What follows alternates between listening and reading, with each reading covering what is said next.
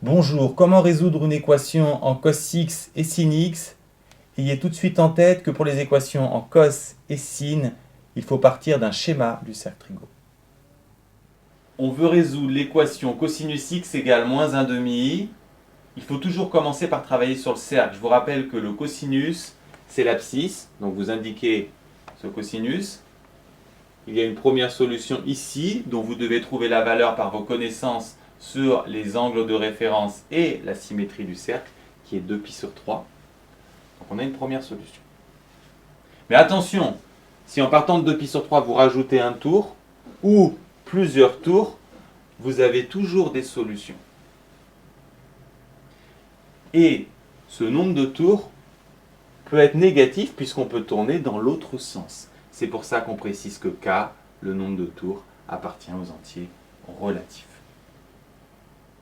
Bien penser à la deuxième solution sur le cercle qui est opposée à la première, moins 2π/3, qui elle aussi est accompagnée d'une infinité de solutions.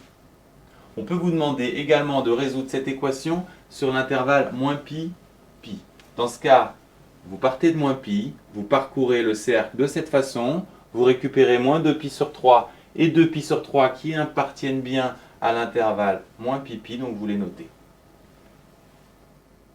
Enfin, on peut vous poser la même question sur l'intervalle 0,2π. Dans ce cas, vous parcourez le cercle en partant de 0. 2π/3, vous le récupérez. Attention, par contre, moins 2π/3 n'appartient pas à l'intervalle 0,2π puisqu'il est négatif. Pour le remplacer, vous allez prendre un autre représentant de cet angle en ajoutant 2π, qui est 4π/3. Et ensuite, il n'y a plus de solution jusqu'à 2π. Vous notez les deux résultats et vous avez terminé. Si vous devez résoudre cette équation en sinus, vous commencez par isoler le sinus, puis vous simplifiez cette fraction pour faire apparaître un angle de référence. Ensuite, vous passez sur le cercle Trigo. Je vous rappelle que le sinus, c'est l'ordonnée qui se lit sur la verticale. Il est associé à deux angles. Le premier, vous devez absolument le connaître. Il est sur le quart de cercle de référence, c'est π/3. L'autre solution, c'est un symétrique 2π/3. Sur R, vous n'oubliez pas les deux capis qui permettent de prendre en compte les tours supplémentaires. Enfin, si on vous interroge sur moins pi, vous parcourez le cercle. π/3 et 2π/3 appartiennent bien à cet intervalle, donc vous les notez, pas de souci. Et sur 0,2π, même chose, aucun problème, vous notez les deux réponses. Pour cette équation, même principe, on commence par isoler le sinus, puis on simplifie.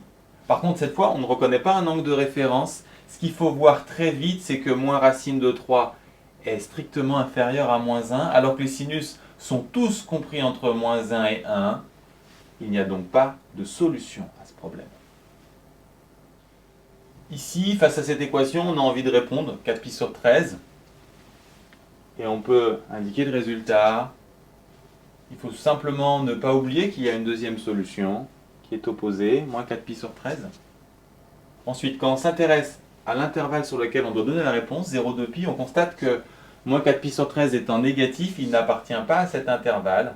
Mais pour trouver le représentant qui appartient à 0,2π, il suffit de rajouter 2π, c'est-à-dire 26π/13, ce qui nous donne la solution suivante. Par habitude, en trigonométrie, on résout d'abord toujours les équations sur R, ce qui va donner les deux solutions suivantes, 4π/13 avec les tours en plus, même chose pour moins 4π/13. Puis ensuite, on trouve les représentants qui appartiennent à 0,2π en choisissant les valeurs de K et K' adaptées. Ici, K égale 0 et K' égale 1. Cette méthode paraît beaucoup plus lourde, mais elle est indispensable quand les choses se compliquent, par exemple avec cos 2x ou sinus 3x, car les tours en cours de route vont se transformer en fractions de tours. Dernière équation, sinus x égale sinus moins 5π/12. On a une solution évidente et on commence à travailler sur R par sécurité. On place ensuite sur le cercle cette solution, moins 5π/12, et un petit peu avant, moins π/2. Et on voit qu'il y a une deuxième solution qui est située en face, qui n'est pas forcément évidente à trouver au départ. Je vous rappelle que si vous avez un angle x ici, on a vu dans le cours qu'en face, on a pi moins x. Et ceci est valable n'importe où sur le cercle. Par exemple, si on a x ici, en face, on a pi moins x. Donc, l'angle qui se situe en face de moins 5 pi sur 12, c'est pi moins 5 pi sur 12. Et en simplifiant cette ligne, on trouve la série de solutions suivantes. On place la valeur trouvée 17 pi sur 12 sur le cercle. Je vous rappelle qu'on cherche les solutions sur cet intervalle.